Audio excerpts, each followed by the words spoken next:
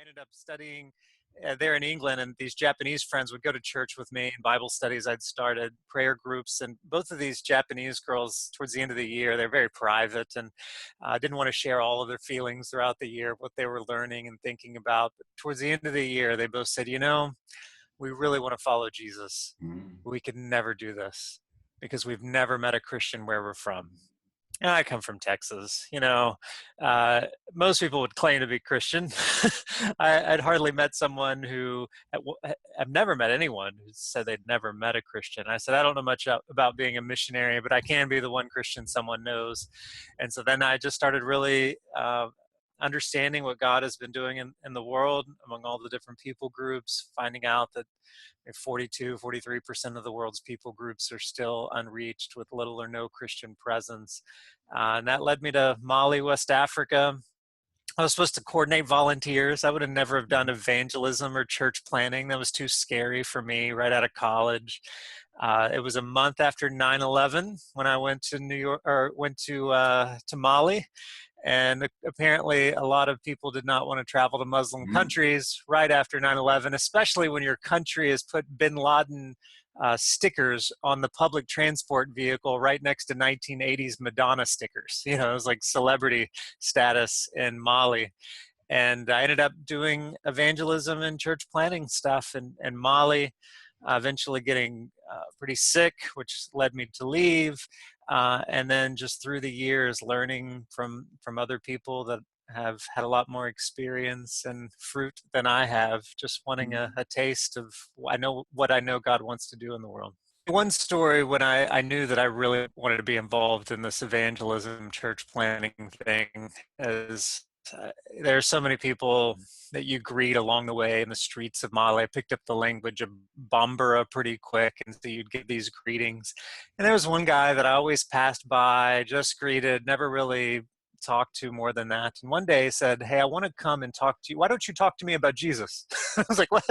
Well, I can do that, obviously.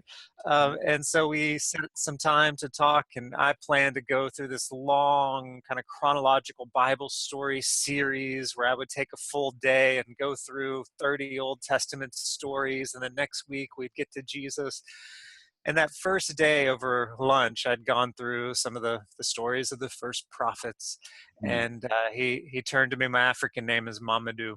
And he said, "Mamadou," he said, "this is all very good, but when are we going to talk about Jesus?" He says, I had a dream. I said, "Oh, well, tell me about your dream." He says, "Well, a few days ago, it was you and it was me and a whole bunch of Malian people, and we were standing by a river, but this river wasn't normal. It was crystal-like and glossy, and it was shining with a bright light, and this voice came from the river and said, 'Who's that standing next to you?' He said, 'That's Mamadou, my American friend.' And the voice from the river said, 'Listen to what Mamadou tells you, especially listen to what he tells you about Jesus, for this is especially true. Omar, don't let this go.'" I said, okay, we're talking about Jesus. So that day, Omar later said, "Today's become a party because today I found God, accepted Christ, began to follow him." And that's when I began exploring, well, why don't I just start a church with Omar and his compound in this kind of lower class neighborhood.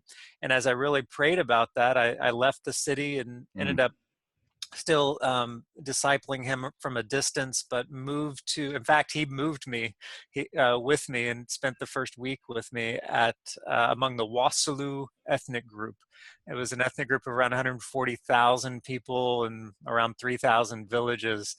And there was no Christian known of among the entire ethnic group, no missionaries trying to reach them. I was 22, maybe. And this was like no electricity, no running water. No hope of it even still today anytime soon. But they traced their history back 1,000 years and could not name any Christian among their people. And so I moved there, and it was amazing to see an interest in the gospel and Jesus, but no one had never been among them. And so it was there when I moved my residence. I was only there a short period when I came down with the second worst case of malaria the Maine doctor in Mali had ever seen for someone taking a prophylaxis. I didn't ask him how the first one ended up. I Mm. just knew that I Mm. had quinine treatment through IV for 3 days. And when I woke up, my legs were like jello. I couldn't really stand or walk. Mm. And so all the doctors you could see, they all said the same things. I don't think you're going to die, but who knows what's happening.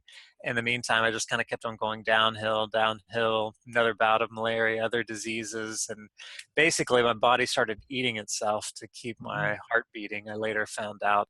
And after a month there, I was medically evacuated. Kind of the first medevac. There was the second one a year later.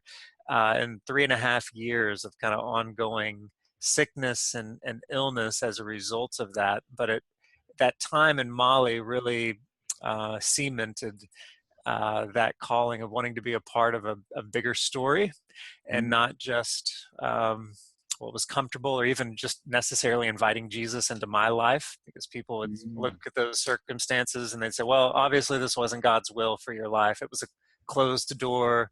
God wouldn't want, all that illness or sickness or close to death, experiences to happen.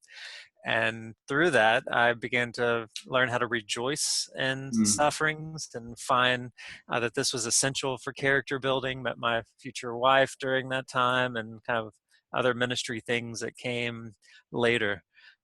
So it certainly was a huge time for realizing that even when bad things happen, it doesn't mean that obviously that's not God's will. Sometimes those bad things can be used for good. Sometimes that suffering is part of God's plan for Yeah. something far greater. So the the door had just opened with Omar and your experience, because I've read your book Superplan, and the gospel was getting out in that village, and Right. then whack, you're in the middle of a pretty, not just a medical crisis, but a battle, probably a spiritual battle. Yeah, and sometimes we look at God's guidance Mm. and we think it's going to be very specific, Mhm. like this is just how it's going to happen.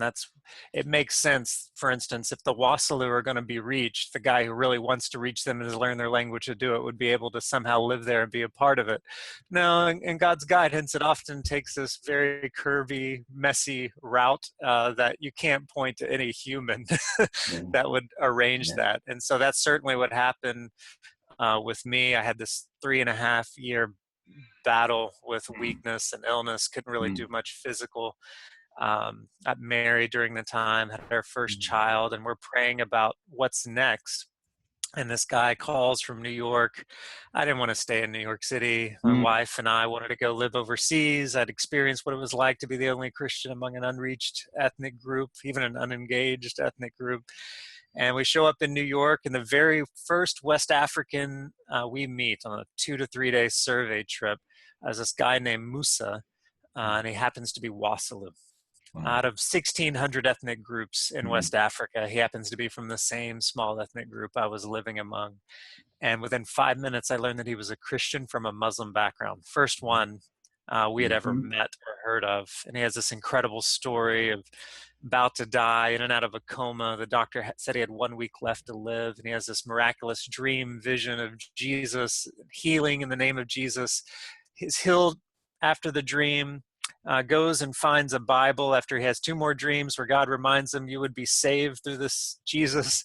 And he reads the Bible, Old and New Testament, cover to cover in a month or so, Mm. and just shames us. He said it had all the answers for all of the questions I'd always asked.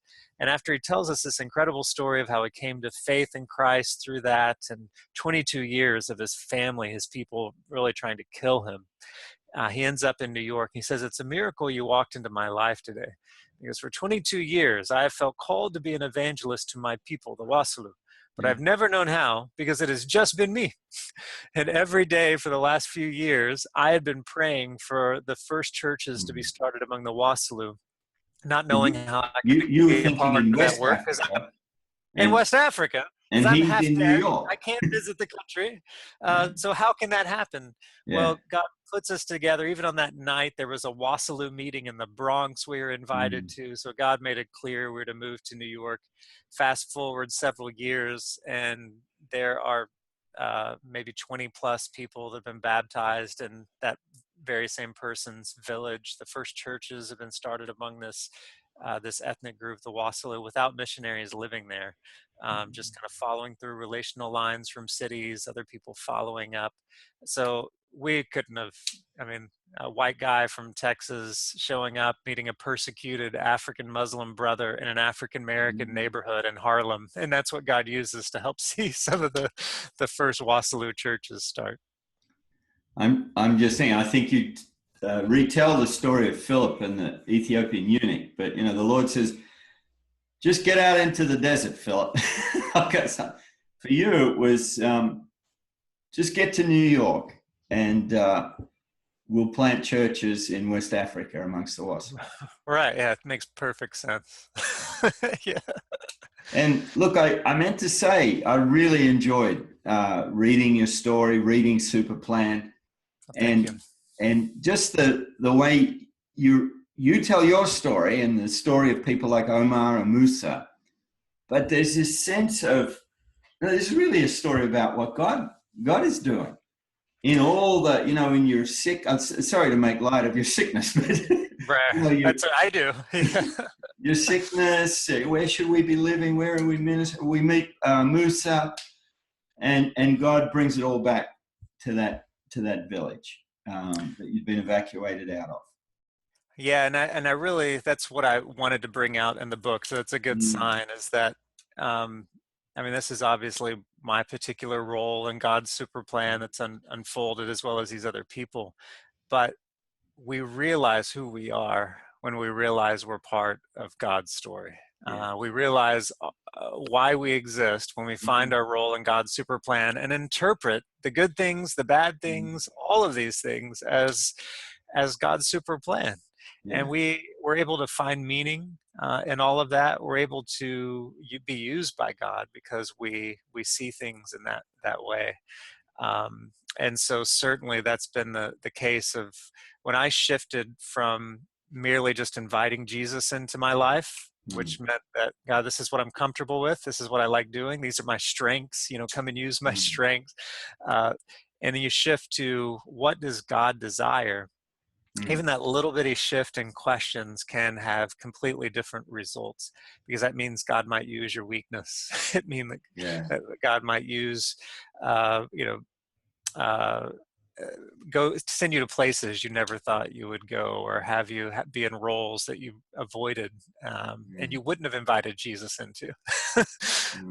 And certainly that's been the case with me. And so I really wanted to help people think more about their own life through this book, instead of just saying, well, that was a good story about that person. I really wanted to invite people into the same super plan, even though no one's going to be a copy of someone else, or our roles are different, but at least start asking that question: what's my role?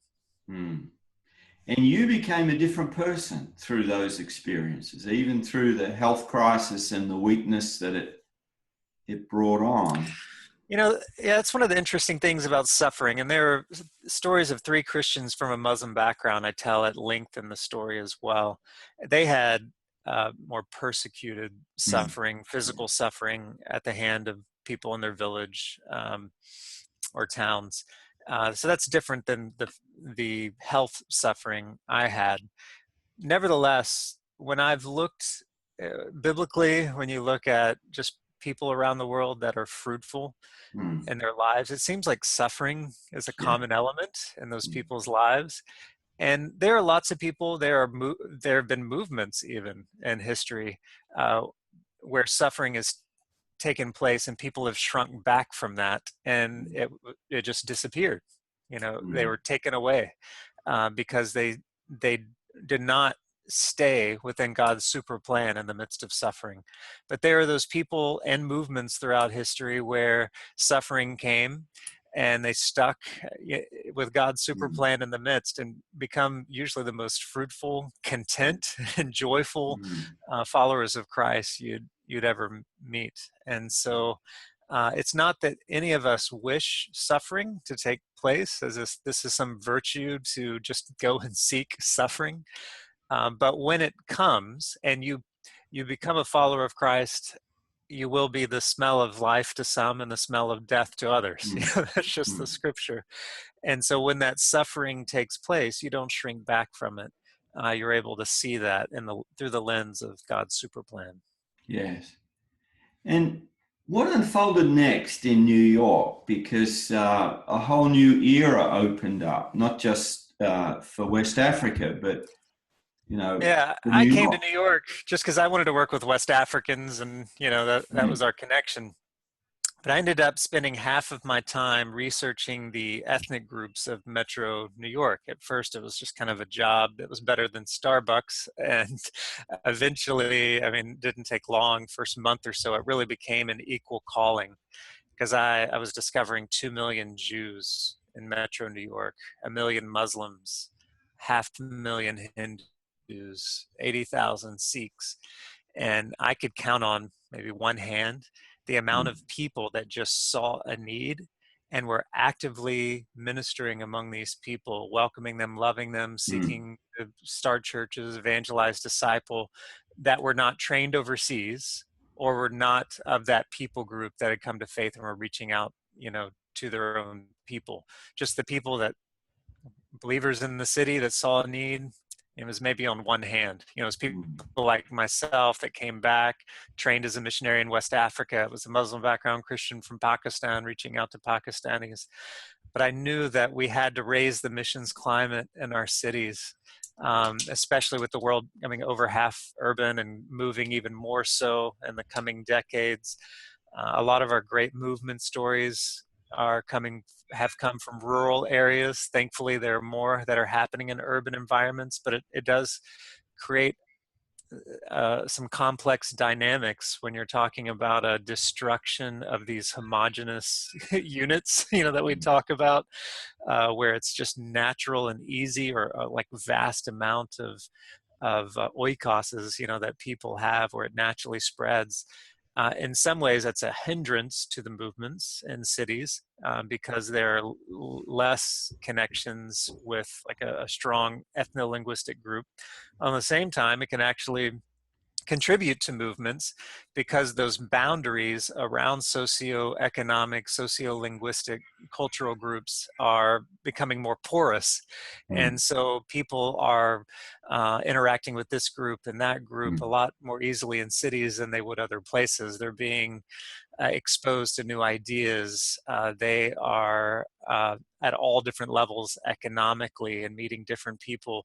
And just there's so much more diversity, obviously, in cities where people are connected in ways they wouldn't be in villages and rural areas. So in that sense, the gospel will jump easily, more easily in cities from different cultural groups to others than it would in other environments. And so that's a great hope that we have in cities. So as this research came and I was getting the experience of what could happen with West Africans and the spread of the gospel in cities back to that homeland, this wasn't like just a good idea that maybe mm. if someone took this, this stuff was happening naturally. Whatever people found in the cities, they were naturally reshaping African society, Asian society, European society from cities. It was already connected, and the technological advances, even in the last Yes. 10 years, have just enhanced that. So, what a great space for the gospel. Mm, When you look at most unreached people groups around the world are that way, not necessarily because of their religion or some great resistance theologically. It's really because of the solidarity they have with the group. And to leave that would bring shame upon mm, them, upon others. And the greatest value you have in society is to be connected with the group. You find your belonging, who you are in your relationship with the group. Well, when people migrate into cities, they're starting to find their identity in other things. They become part of that fringe of that mm, solidarity with the group, but have so much influence. It's not like they're a fringe person that has been cast out because of their exposure in cities to different ideas and experiences and jobs and whatever. they are impacting that solidarity. They're actually becoming a gatekeeper as to what that group should believe or think or how they should change. And instead of that just happening with their exposure to hip hop or whatever else coming from cities, it's a great space for the gospel. And so I've found these big daddies and big mamas, which we call them in an African language when they come to New York. They are very eager to share what they're learning about Jesus with others back home.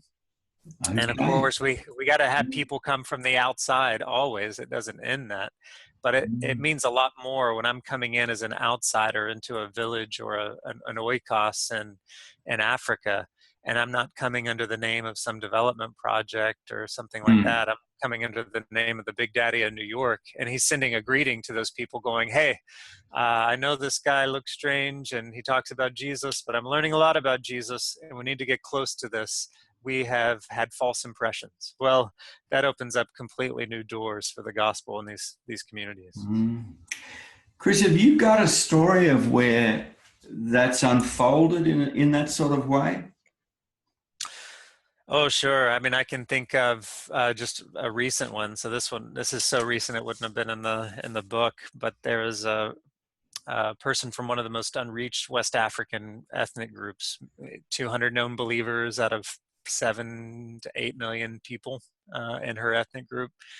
She comes to faith in New York City. She also has her incredible vision, dream, healing story that still takes place in America. It's not just for overseas. She was about to kill herself, and that's when Jesus appeared to her. And in that, she met actually Yusuf, who I write about in the book. And Yusuf is from Burkina Faso. And so Yusuf shared the gospel with her. She came to Christ. She actually had 7+ dreams, visions of Jesus in this process. I was there for her baptism. She was dancing with joy. She came up to me afterwards and she says, I don't care. God told me that he was going to save me, but that I was going to be a messenger to my people so that they can be free from all of their afflictions. And so she says, I'll go back to my country. I don't care if they kill me. I have to go and tell them so they can have this hope. And so in that process, through whatever they're using these days, Viber, WhatsApp, Skype, all of the discipleship, all of these things, she's been able to see family members come to Christ just in her first month or two of coming to faith in her country, in West Africa, and among her people living in Italy, among her people living in Europe. I think her sister is flying to New York in August to be baptized with her sister by her side. The father, who 40 years ago went to Israel as a UN peacekeeper, he made some sort of vow at Jesus's grave, because they're big on saints in this ethnic group, and made a vow to the Saint Jesus that he would give him a daughter. And so here comes 40 years later.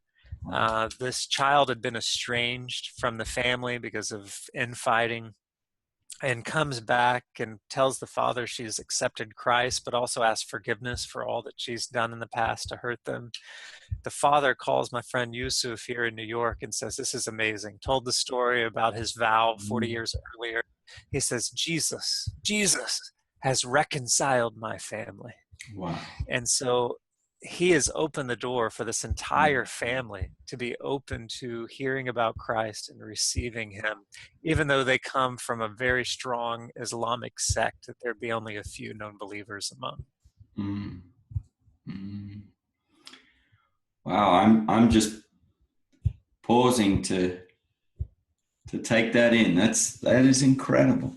And it's not, you're saying it's not a one-off.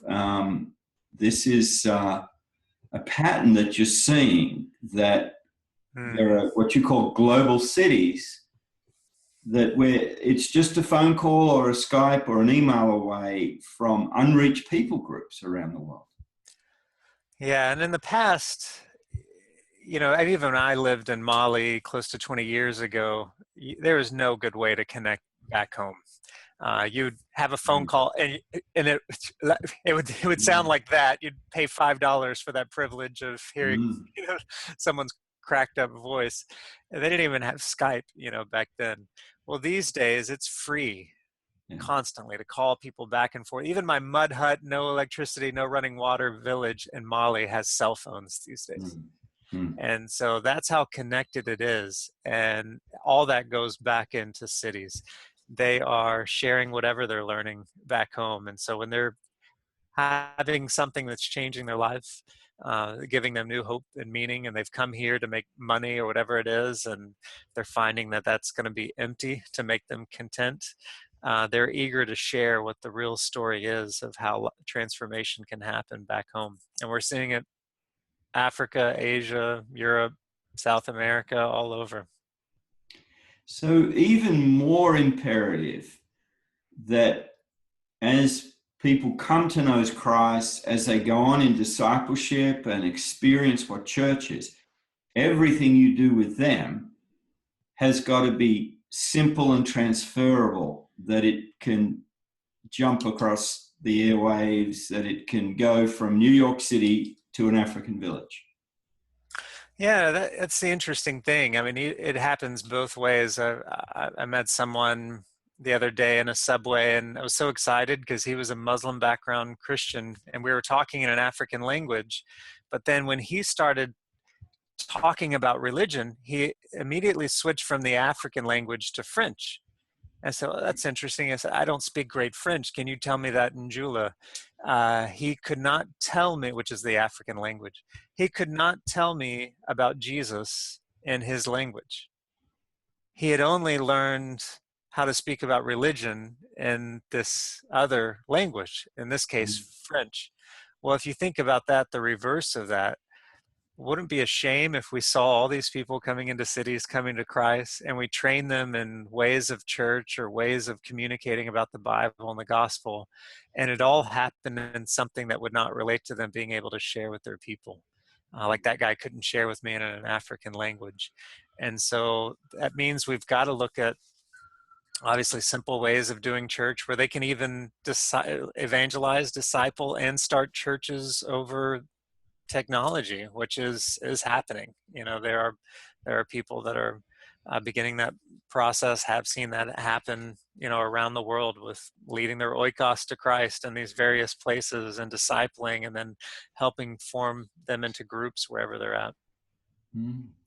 And God, I guess the next phase was God has put on your heart that this is not just about your ministry, but it's opened up now to how can you mobilize and deploy others to reach global cities. So tell us how that came about. Yeah, several years ago, we were just asking that question, what's it going to take, to see all these different unreached people groups engaged with the gospel, see fruit among them, and spread back to their homelands. And we were struggling with this piece of trying to make that fit into existing organizations and everything else. And so we decided to start an organization called Global Gates, which had this vision of reaching the ends of the earth through global gateway cities. Friend Brad, who you've had on here before, had moved to the city after experience in Southeast Asia. And we just began praying together about what that might look like to start an organization for a transnational world. A lot of times our organizations are divided. Of North America, you have this, and then there's overseas. Well, that's not the world these people live in anymore. It's all connected together. And especially with our world heading that way, and knowing that we're often weakest in seeking to start movements in and through cities, we wanted to fail best, with that, and have everyone else learn lessons from our failures to hopefully spur this on a bit. So we started Global Gates about 5.5 years ago, 2000, was it 12, late 2012. And now we do have workers in, 20 cities or so, and countries beyond the United States. There's Global Gates Canada. There are, workers that are just, as the cities go, they're following relational contacts to India and Nepal and Thailand and North Africa and wherever else they lead. So the niche of Global Gates would be where can you access the most unreached people of the world that have voluntarily migrated to cities with other Christians who have migrated into those cities, as well as Christians in the host culture that would be very open, to, you're not going to be worried about your platform to be in the country and being kicked out. You can be very open and bold and everything with the gospel, and through those networks, spread the gospel around the world. I think we're just barely tapping the surface of what can be done with the global connections that are coming in cities. So the sweet spot of our ministry, and what other ministries hopefully are going to be finding in these cities, is where are some of the least reached people groups of the world, not just who's the most unreached in the cities, but who are the least reached in the world that have left their areas where it's very hard for Christians to be open and bold without, getting killed and everything else right off. But then meet these people in the cities where they're just going to naturally spread it back to where they're at. So that's what we're looking at now. We're kind of creating a database that we have on our globalgates.info website under resources, where we're identifying the most strategic unreached people groups that have moved to North America, where workers are most needed based on the global status of evangelical Christianity among those groups, the significance of their presence in various cities. Sometimes the most strategic places to reach some of these groups are in these global gateway cities, because some Jewish groups have all left their homelands and their largest populations are in places like New York. Some of them, like Tibetans, their largest concentrations out of China, India, and Nepal would be in New York City or Toronto. So let's focus on those groups there and then just follow the networks back into their homeland.